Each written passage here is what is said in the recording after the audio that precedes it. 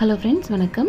வாங்க இன்றைக்கி நம்ம வீடியோவில் சூப்பரான ஒரு லஞ்ச் மெனு சிக்கன் கெட்டி குழம்பு, அதோட சூப்பரான டேஸ்ட்டில் சில்லி சிக்கன் எப்படி பண்ணுறதுன்னு பார்க்கலாம். சிக்கன் குழம்பு இந்த மாதிரி ட்ரை பண்ணி பாருங்கள், ரொம்ப சூப்பராக இருக்கும். இது சாதம், இட்லி, தோசை எல்லாத்துக்கும் சூப்பரான காம்பினேஷனாக இருக்கும்.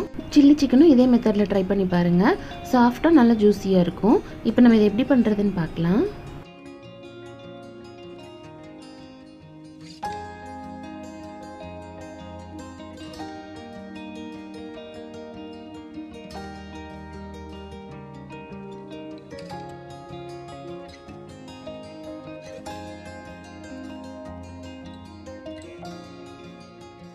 இப்போ சிக்கன் குழம்புக்கு கரம் மசாலா மட்டும் ஃப்ரெஷ்ஷாக வறுத்து அரைச்சிக்கலாம்.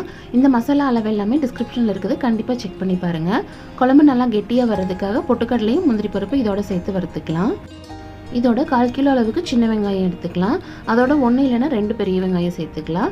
2 தக்காளி, 1 கை அளவுக்கு பூண்டு எடுத்துக்கலாம். இதோட கொஞ்சமாக கருவேப்பிலை எடுத்துக்கலாம். இது எல்லாமே 3/4 கிலோ சிக்கனுக்கு தேவையான அளவு. இப்போ எண்ணெய் நல்லா சூடானதும் நம்ம கரம் மசாலாலாம் சேர்த்துடலாம். இது நல்லா வாசனை வர்ற வரைக்கும் வறுத்து தனியாக எடுத்து வச்சிடலாம்.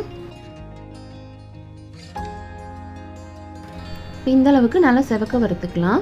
இதோட மசாலா வாசனை நல்லா வந்ததும் இது தனியாக ஒரு தட்டில் எடுத்து வச்சுட்டு இதே கடாயில் இன்னும் கொஞ்சம் எண்ணெய் சேர்த்து வெங்காயம் தக்காளி எல்லாம் வதக்கிடலாம். எண்ணெய் சூடானதும் ஃபஸ்ட்டு பூண்டும் கருவேப்பிலையும் சேர்த்து நல்லா வாசம் வர வரைக்கும் வதக்கிடலாம். இப்போ பூண்டு இந்த அளவுக்கு நல்லா வதங்கினதும் வெட்டி வச்சிருக்கிற வெங்காயம் எல்லாத்தையும் சேர்த்துடலாம். வெங்காயம் நல்லா ப்ரௌன் ஆக வரைக்கும் வதக்கிடலாம். அதுக்கப்புறமா தக்காளியை சேர்த்துக்கலாம். இப்போ வெங்காயம் இந்த அளவுக்கு நல்லா வதங்கினதும் தக்காளியை சேர்த்துக்கலாம். இதுக்கு கண்டிப்பாக 2 தக்காளி சேர்த்துக்கலாம், அப்போ தான் குழம்பு நல்லா கெட்டியாக கிடைக்கும். இப்போ வெங்காயம் தக்காளியெல்லாம் இந்த அளவுக்கு நல்லா வதங்கினதும் இதை ஆற வச்சிடலாம். ஆறினதுக்கப்புறம் மிக்ஸி ஜாரில் சேர்த்து அரைச்சிக்கலாம்.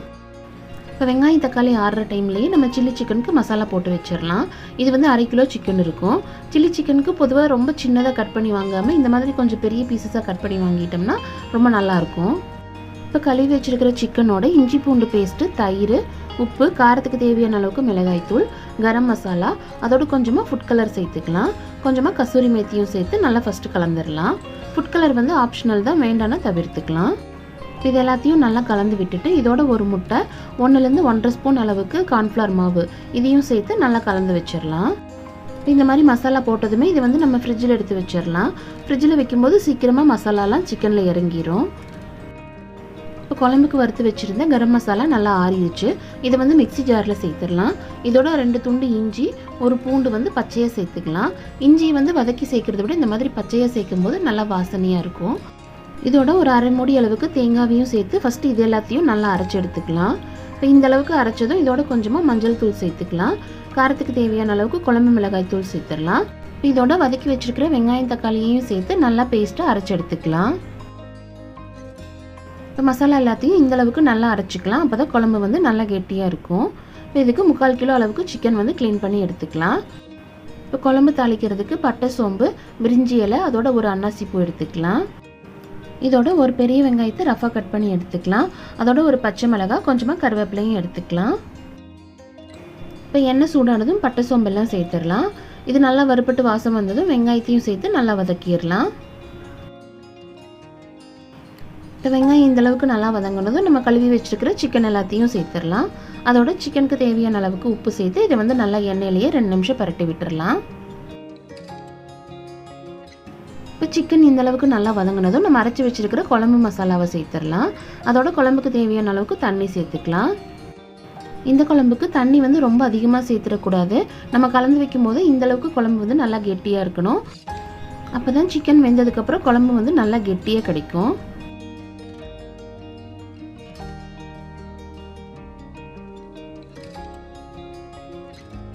இதை நல்லா கலந்து விட்டுட்டு குழம்புக்கு தேவையான அளவுக்கு உப்பு சேர்த்துடலாம்.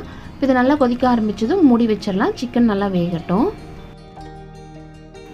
இடையில குழம்பு இந்த மாதிரி நல்லா கிளறி விட்டுடலாம். ஏன்னா இதில் நம்ம பொட்டுக்கடலை, முந்திரி பருப்பெல்லாம் சேர்த்துருக்கிறதுனால அடி பிடிக்கிறதுக்கு வாய்ப்பு இருக்குது.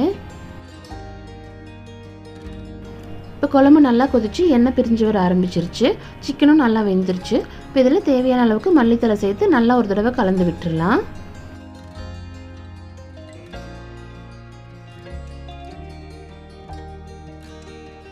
இப்போ சிக்கன் கெட்டி குழம்பு சூப்பராக ரெடி ஆயிடுச்சு. குழம்பு இந்த அளவுக்கு இருக்கும்போதே நம்ம ஸ்டவ் ஆஃப் பண்ணிடலாம். ஆறுனதுக்கப்புறம் இன்னும் கொஞ்சம் கூட கெட்டியாகும். இப்போ சில்லி சிக்கன் பொரிக்கிறதுக்கு எண்ணெய் சூடு பண்ணிக்கலாம். எண்ணெய் வந்து நல்லா சூடானதும் சிக்கனை சேர்த்துட்டு அதுக்கப்புறமா மீடியமில் வச்சு நல்லா வறுத்துக்கலாம்.